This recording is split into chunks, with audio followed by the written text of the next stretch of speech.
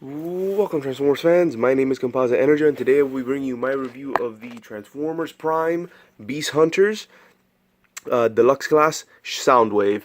And here he is in his really sweet looking alt mode. And this alt mode is, well, I have to say it first, and this is a phrase I'm going to be saying quite often when it comes to the Beast Hunters line, is that Soundwave here is was a repaint and extensive retool of the Transformers Prime Robots in Disguise Deluxe Class Soundwave. So yeah, this guy's a repaint of his Prime Deluxe Soundwave version. So yeah, and here he is, and that alt mode, would then be this one, was based on a Predator drone, which are UAVs, which are unmanned aerial vehicles. They're basically flying robots. It's a drone. It's a military drone. Specifically the Predator variant. So yeah, that's what this is. This is a more beast-like, if that makes any sense, because it has more spikes and stuff, and it kind of even resembles a bird. This kind of looks like a beak. It can even open up for some reason, like a mouth. I don't know why it can do this, but it can. Yeah, it's pretty neat. There's the thruster. There's the wings. Really nice design. They even gave it a little landing gear, which is pretty neat, which you're not expecting, which, as you can see, can go up and that can go in and out, up and down, whatever you want to call it. So yeah, really nice little robot vehicle mode. Not bad. He does come with an accessory, which is this cannon, which is a spring loader and actually is attached to a string. So as you can see, if I fire it, it's attached to the string, and what this is supposed to be, this is actually a type of grapple gun. I think the official name of this is the grapple claw cannon. And for this string, what I like to do is I like to wrap it around the base of the blaster, like so, and just do that so that it looks more, just so that the string isn't like out and about. And to put this in vehicle mode, you can just plug it here on top. They're on any of these peg holes. And it gets the job done. It's okay, not the worst, not the best.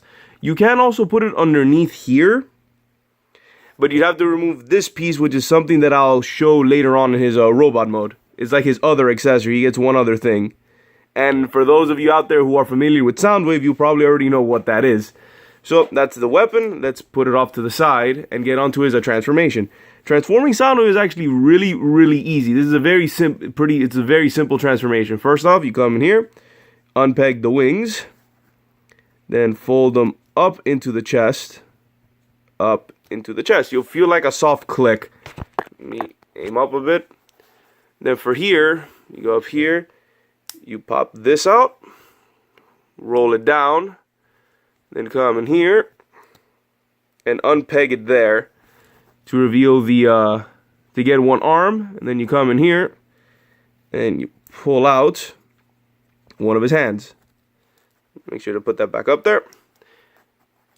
There we go. Same thing here, just unpeg it there, unpeg it there, fold it down, then fold out the arm, the actual hand. Then you come down here, lift this up, this back, these down, and these will become the legs, and then you just come in here and just separate it, which they're attached like at the back here, like several points. You just separate it, and this entire thing is the heel, and we're almost done. All that's left is to do the head reveal, which all you do is that you lift this back, and it's actually spring loaded. When you pull this back enough, you get the awesome head reveal. And then for this, you just fold this down, fold it back up, and that's it. That's his transformation. He's a lot easier than one would expect. He's really easy to transform, and here he is. And the robot mode is pretty cool. I think that I actually really like this design for him, but the figure itself is flawed. It does capture the look of the character, even though the character did not look like this in the show. I wouldn't have minded if he got upgraded into this mode, because actually this looks really cool. And I even like the colors on it, since it's much more what's the word I'm looking for? The original figure had a lot of had a lot more mute colors. It was basically just like a dark blue, and that was it, with some small, slight accents of purple. But this figure has I really like the color scheme. I'm glad. I would have liked the Soundwave actually look like this. I even feel he looks more menacing here with all of the extra spikes. Oh, and one cool thing I like to do is that I sometimes like to fold the arms out to give him these like extra claw weapons for his hands. I think that looks pretty cool. But these are his hands, and yeah, he does have fingers just like this in the show. But yeah, now like I said, the figure is flawed because it is weird moving him around, and that's due to his very unique design.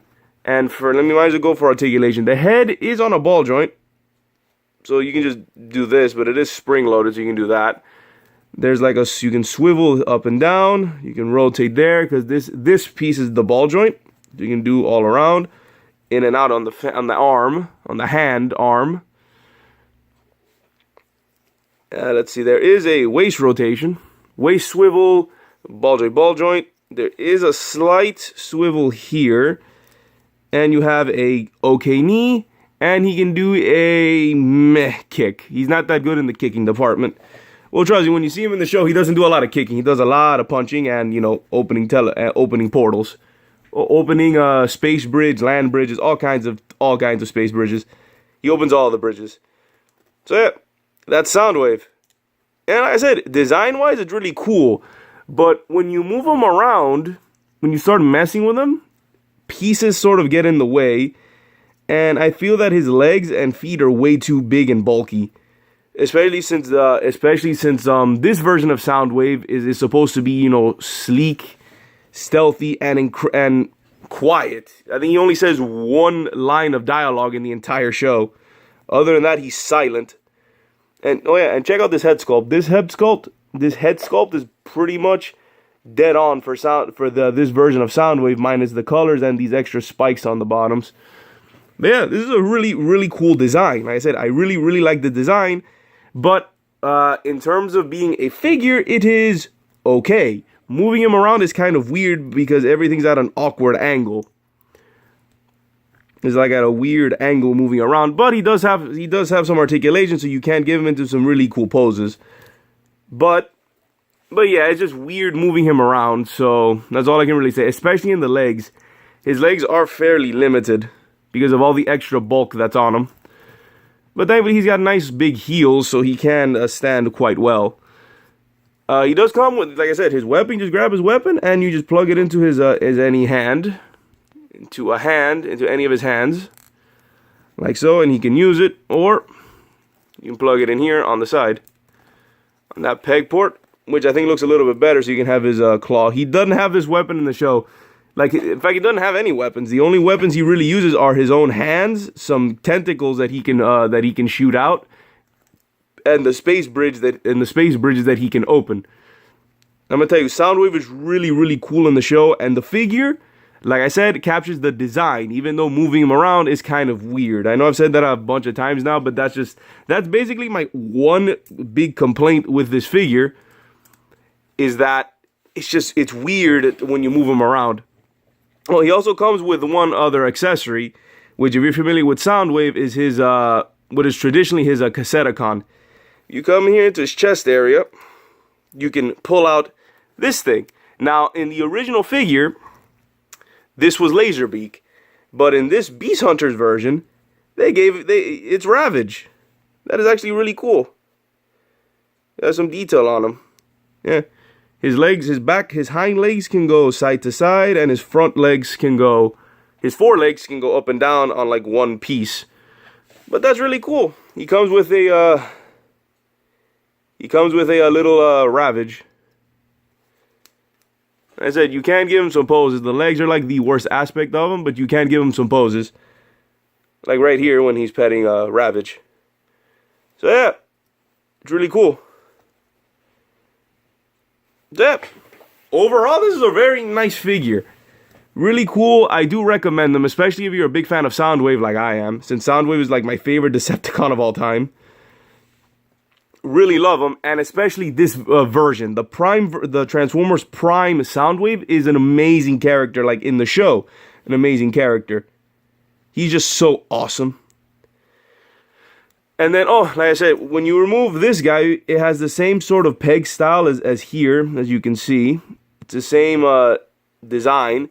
You can then put this into his chest when he's in vehicle mode. So just saying, that's how you put this underneath the jet. So then let's put Ravage back onto there. Just plug it in, angle the legs so they fit there, and it looks nice. It works really well as a chest piece. In fact, if I didn't point that out, you probably wouldn't really notice that this was another Transformer, that was Ravage. So yeah, I also love the little homage that both Ravage and on the original figure with Laserbeak, they're stuck to his chest like the original Soundwave and his cassettes, his other Cassetticons. So yeah, this is a Soundwave, Beast Hunter Soundwave.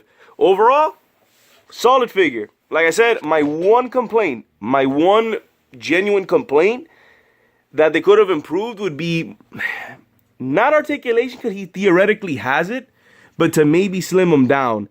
That I probably, if I had maybe the original Prime figure, I would say that one in terms of movement might be a little bit better because it has less bulk, but I don't know if it stands as well as this one. Like I said, I don't have that original one, so I can't really do a proper comparison. But for this one, I really like this one. And I think it's a very, very nice figure. So yeah, overall, like I said, fantastic figure. Really like it. Highly recommend it. Really, really cool version of Soundwave. And I also like the colors on this one more so than the original. So yeah, let's see. Well, I already said he's an extensive retool of that Prime Robots in Disguise deluxe figure. And I think he wasn't really repainted. I think this is the last time this mold was ever used. I think there might be like a Japanese version somewhere there, but there's always a Japanese version, so I don't really mention those too much. So yeah, this has been my review of the... Anything else? Trying to think, because the videos have been on the shorter side. Well, shorter than my normal videos. But yeah, that's it. Nothing else to really say. Cool vehicle mode, simple transformation, and really awesome robot mode of a really awesome character. So yeah, that's it. This has been my review of the Transformers Prime Beast Hunters Deluxe Class Soundwave. This is Composite EnerJoe signing off. Peace out.